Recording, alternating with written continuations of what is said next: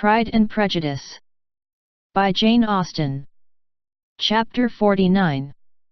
2 days after Mr. Bennet's return, as Jane and Elizabeth were walking together in the shrubbery behind the house, they saw the housekeeper coming towards them, and, concluding that she came to call them to their mother, went forward to meet her, but, instead of the expected summons, when they approached her, she said to Miss Bennet, "I beg your pardon, madam, for interrupting you, but I was in hopes you might have got some good news from town, so I took the liberty of coming to ask."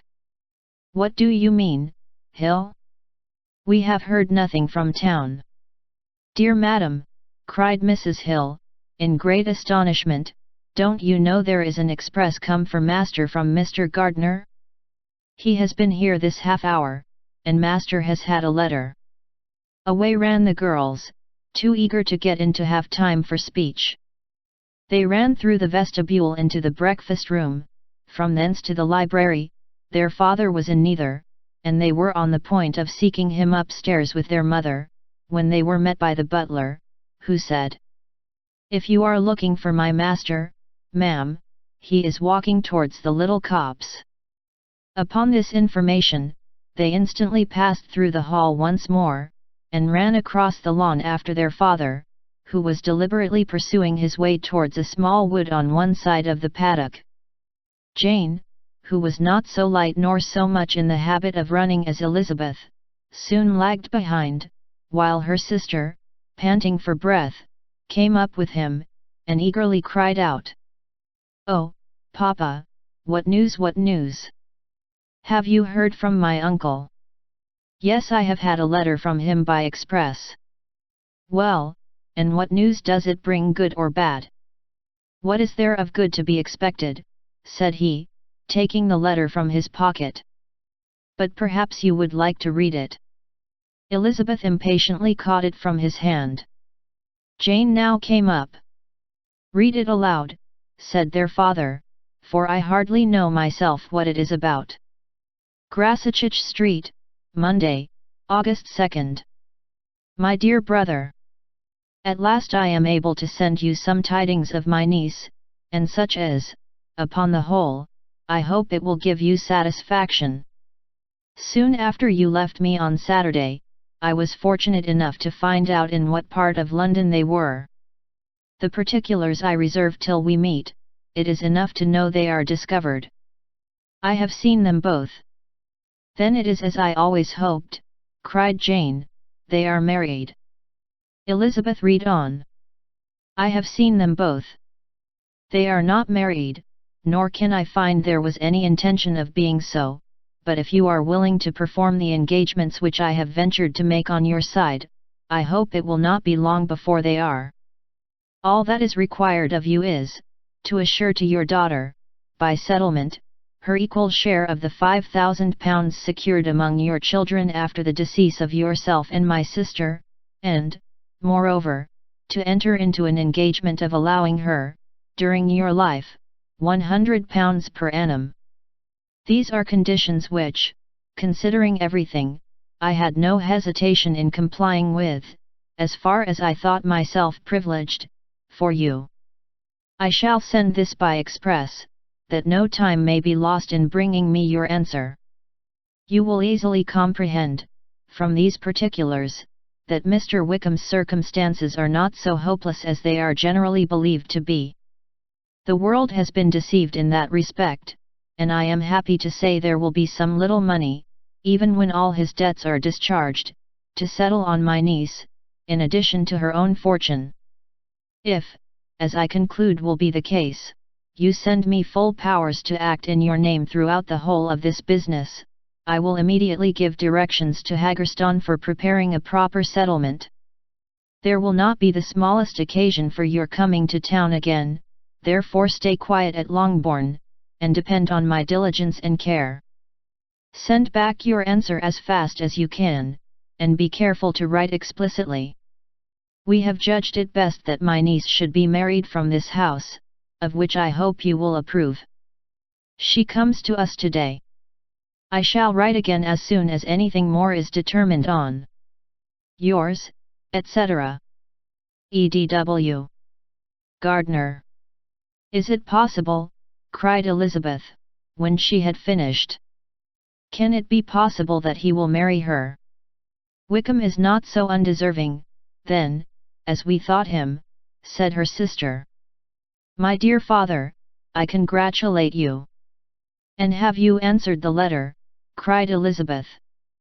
No, but it must be done soon. Most earnestly did she then entreat him to lose no more time before he wrote. Oh, my dear father, she cried, come back and write immediately. Consider how important every moment is in such a case.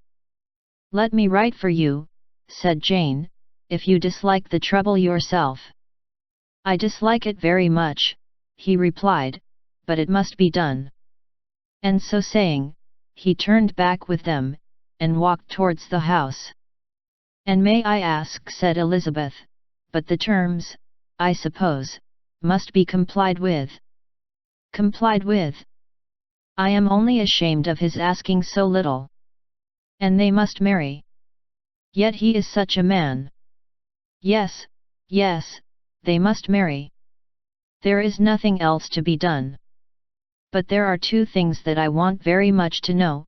One is, how much money your uncle has laid down to bring it about, and the other, how am I ever to pay him? Money.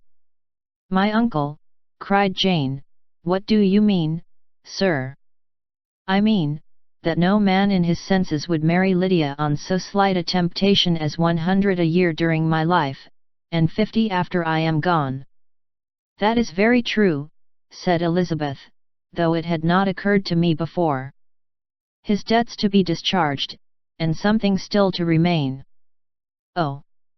It must be my uncle's doings. Generous, good man, I am afraid he has distressed himself. A small sum could not do all this. No, said her father, Wickham's a fool if he takes her with a farthing less than £10,000. I should be sorry to think so ill of him, in the very beginning of our relationship. £10,000. Heaven forbid! How is half such a sum to be repaid? Mr. Bennet made no answer, and each of them, deep in thought, continued silent till they reached the house. Their father then went on to the library to write, and the girls walked into the breakfast room. And they are really to be married, cried Elizabeth, as soon as they were by themselves. How strange this is! And for this we are to be thankful. That they should marry, small as is their chance of happiness, and wretched as is his character, we are forced to rejoice. Oh, Lydia! I comfort myself with thinking, replied Jane, that he certainly would not marry Lydia if he had not a real regard for her. Though our kind uncle has done something towards clearing him, I cannot believe that £10,000, or anything like it, has been advanced. He has children of his own, and may have more. How could he spare half £10,000? If he were ever able to learn what Wickham's debts have been, said Elizabeth, and how much is settled on his side on our sister, we shall exactly know what Mr. Gardner has done for them, because Wickham has not sixpence of his own. The kindness of my uncle and aunt can never be requited. Their taking her home, and affording her their personal protection and countenance, is such a sacrifice to her advantage as years of gratitude cannot enough acknowledge. By this time she is actually with them. If such goodness does not make her miserable now, she will never deserve to be happy. What a meeting for her, when she first sees my aunt! We must endeavour to forget all that has passed on either side, said Jane. I hope and trust they will yet be happy. His consenting to marry her is a proof, I will believe, that he is come to a right way of thinking. Their mutual affection will steady them, and I flatter myself they will settle so quietly, and live in so rational a manner, as may in time make their past imprudence forgotten. Their conduct has been such, replied Elizabeth, as neither you, nor I, nor anybody can ever forget. It is useless to talk of it. It now occurred to the girls that their mother was in all likelihood perfectly ignorant of what had happened. They went to the library, therefore, and asked their father whether he would not wish them to make it known to her. He was writing and, without raising his head, coolly replied, "Just as you please. May we take my uncle's letter to read to her?" "Take whatever you like, and get away." Elizabeth took the letter from his writing table, and they went upstairs together. Mary and Kitty were both with Mrs. Bennet. One communication would, therefore, do for all. After a slight preparation for good news, the letter was read aloud. Mrs. Bennet could hardly contain herself. As soon as Jane had read Mr. Gardiner's hope of Lydia's being soon married, her joy burst forth, and every following sentence added to its exuberance. She was now in an irritation as violent from delight, as she had ever been fidgety from alarm and vexation. To know that her daughter would be married was enough.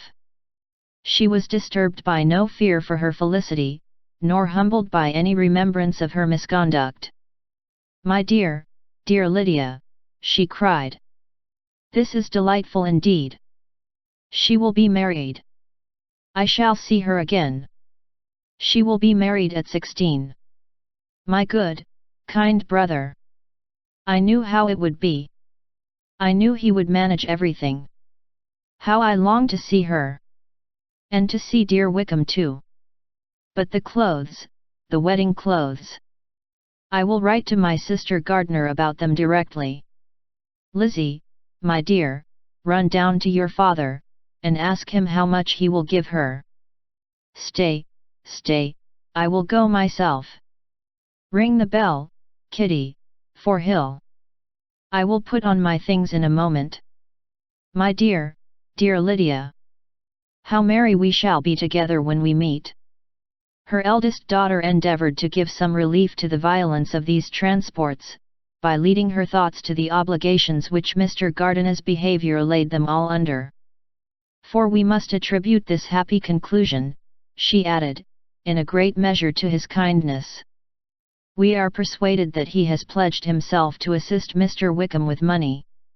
"Well," cried her mother, "it is all very right. Who should do it but her own uncle? If he had not had a family of his own, I and my children must have had all his money, you know, and it is the first time we have ever had anything from him, except a few presents. Well, I am so happy. In a short time I shall have a daughter married. Mrs. Wickham. How well it sounds! And she was only 16 last June. My dear Jane, I am in such a flutter, that I am sure I can't write, so I will dictate, and you write for me. We will settle with your father about the money afterwards, but the things should be ordered immediately." She was then proceeding to all the particulars of calico, muslin, and cambric, and would shortly have dictated some very plentiful orders, had not Jane, though with some difficulty, persuaded her to wait till her father was at leisure to be consulted.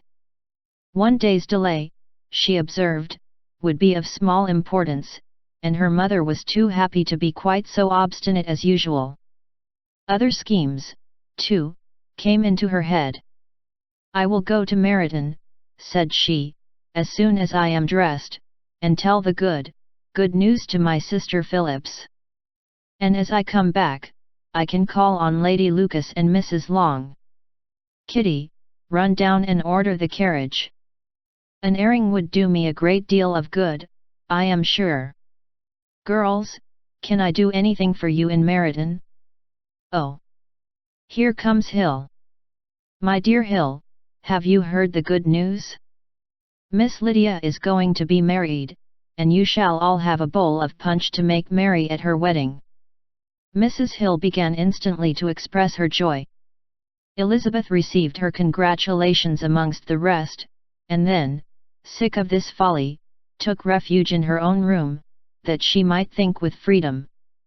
Poor Lydia's situation must, at best, be bad enough, but that it was no worse, she had need to be thankful.